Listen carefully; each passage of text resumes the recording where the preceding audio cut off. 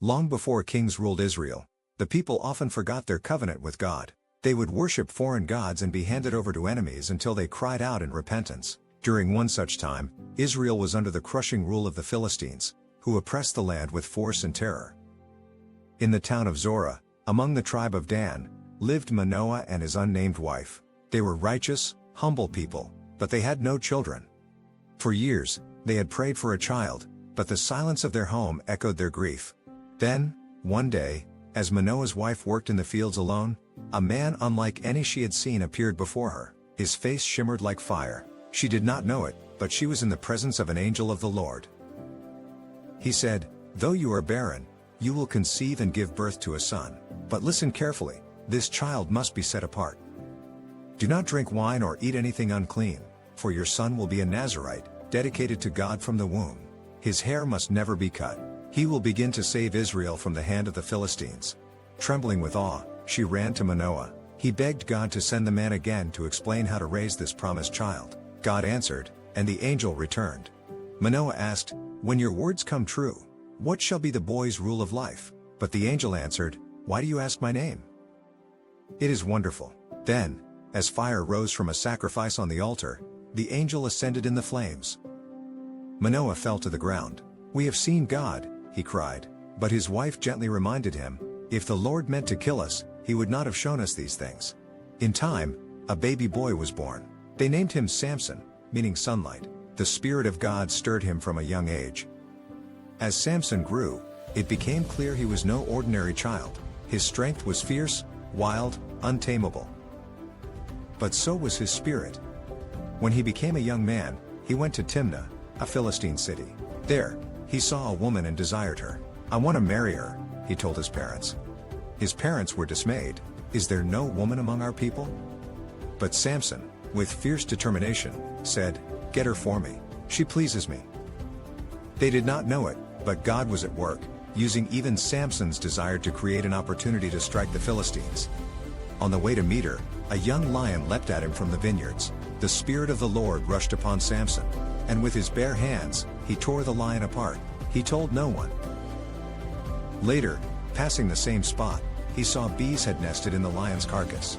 He reached in, scooped out the honey, and ate. At the wedding feast, surrounded by Philistine guests, Samson gave them a challenge. "Let me tell you a riddle. If you can solve it in 7 days, I'll give you 30 garments. If not, you give them to me." Here was the riddle. Out of the eater came something to eat. Out of the strong came something sweet. For days, they tried but failed, so they went to his bride and threatened her. "Get the answer, or we'll burn you and your father alive." She wept, day after day. At last, Samson gave in and told her. She told them, and on the final day they came to him smugly and said, "What is sweeter than honey? What is stronger than a lion?" Samson burned with rage. "If you had not plowed with my heifer, you would not have solved my riddle." He stormed away, struck down 30 Philistines in a nearby city to pay his debt, and left his bride in anger. Later, Samson returned to take his bride, but her father had given her to another man. Furious, Samson said, "This time I have a right to strike the Philistines." He caught 300 foxes, tied them tail to tail in pairs, fastened torches to them, and released them into the Philistine fields. Grain, vines, and olive groves went up in flames. The Philistines retaliated by burning his wife and her father. In return, Samson struck them with great slaughter. The Philistines marched into Judah demanding justice.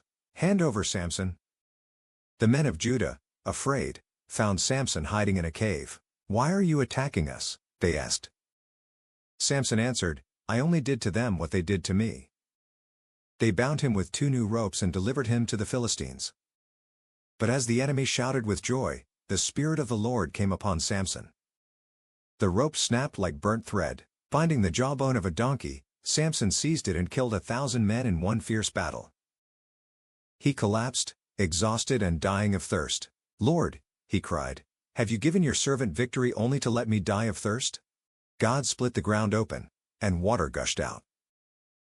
Revived, Samson named the place En-Hakkore, the spring of the Kalar. He judged Israel for 20 years. But Samson had a weakness. He loved women who did not love God. Years after his victories, he went to Gaza and spent the night with a prostitute. The Philistines surrounded the city, waiting to kill him at dawn. At midnight, Samson rose, tore off the city gates, and carried them to the top of a hill. Then he fell in love again, with a woman named Delilah, in the valley of Sork. The Philistine leaders came to her with a bribe. "Find the secret of his strength," they said, "and we will each give you silver." Delilah asked, "Tell me, what makes you so strong?" Samson lied, "If I'm tied with new bowstrings, I'll be weak." She tied him while he slept, and called the Philistines, but he snapped the strings like thread. 3 times she asked, and 3 times he lied. But Delilah pressed him daily, weeping and pleading until his soul was vexed to death. At last, he told her the truth. "No razor has ever touched my head. If it is shaved, I will become weak." That night, Delilah lulled him to sleep. A man came and shaved off the 7 locks of his hair. Then she cried, "The Philistines are upon you."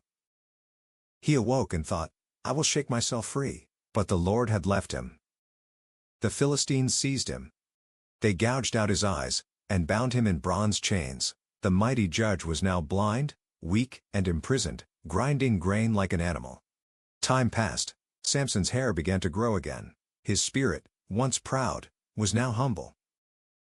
The Philistines planned a grand feast in honor of their god Dagon.